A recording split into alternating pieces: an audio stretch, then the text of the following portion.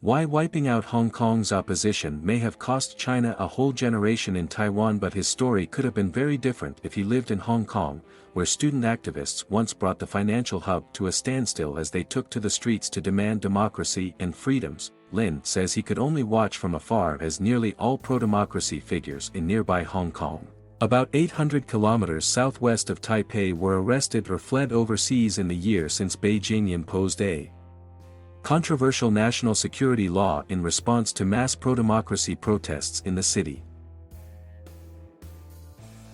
"If I were in Hong Kong, I think I'll probably be in jail," said Lin, the 33-year-old Deputy Secretary General of Taiwan's governing Democratic Progressive Party. As authorities in Hong Kong arrested pro-democracy supporters, including opposition politicians and newspaper editors, a growing number of people in Taiwan have reflected upon the island's future relationship with mainland China. Samuel Lee, a student in the city of Kaohsiung in southern Taiwan, said Beijing's crackdown on Hong Kong had escalated his distrust of the communist regime. "It reinforced my thoughts on the Chinese government in they don't really do what they say. They always break their promises," he said. "I really wish that Taiwan could remain as it is today." Escalating tensions. Mainland China and Taiwan have been governed separately since the end of the Chinese Civil War more than 70 years ago, when the defeated nationalists retreated to the island. Today, relations between Taipei and Beijing are at their lowest point in decades. In October, China's military sent a record number of warplanes into the air around Taiwan, while Chinese diplomats and state-run media warned of a possible invasion unless the island toes Beijing's line.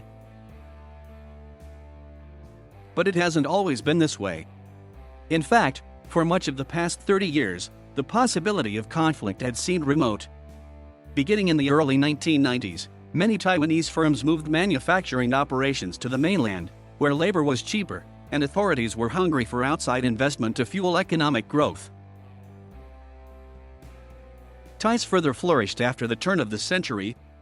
Taiwanese pop music and television became wildly popular on the mainland, and Chinese tourists flocked to visit Taiwan, promoted by state media as China's treasure island.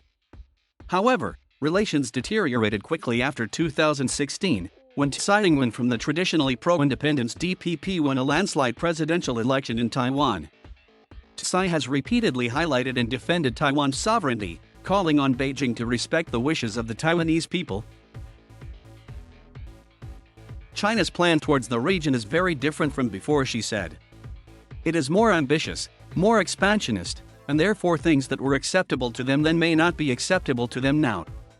In 2019, Beijing proposed a one-country, two-systems formula for Taiwan, similar to that used to govern Hong Kong since its handover from Britain to China in 1997.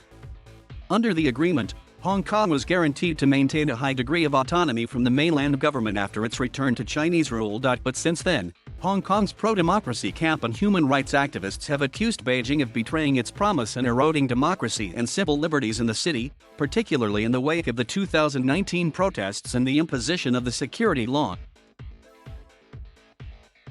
Austin Wang, an assistant professor at the University of Nevada, Las Vegas who specializes in Taiwanese politics, said Beijing's crackdown in Hong Kong has played an important role in how Taiwan's younger generation views China. In the past, many Taiwanese were okay with one country, two systems because China promised that people's day-to-day life will remain the same. But the situation in Hong Kong suggests the opposite, he said. "I think the issue is trust. When Taiwanese people regard China as not trustworthy, all promises or incentives rendered by China are discounted. Economic interdependence. But despite rising tensions across the Taiwan Strait in recent years, both Beijing and Taipei cannot afford to completely cut ties.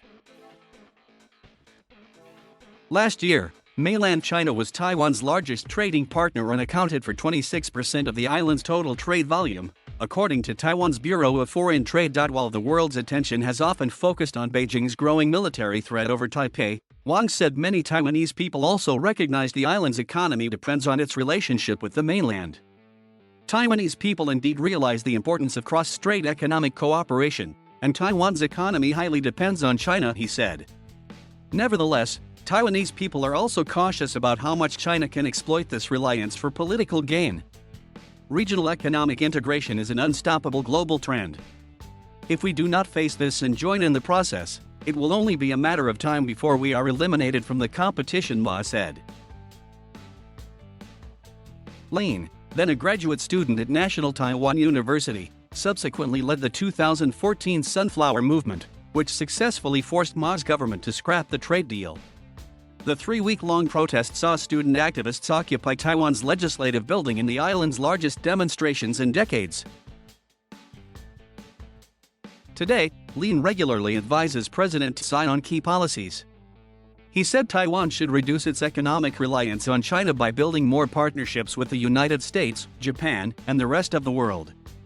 We should be aware that China is a country that often uses economic means to interfere in the politics of other nations, he said. We will continue to interact economically with China in the future, but we must also keep our distance to minimize the impact of supply chain restructuring or China's internal instability to Taiwan.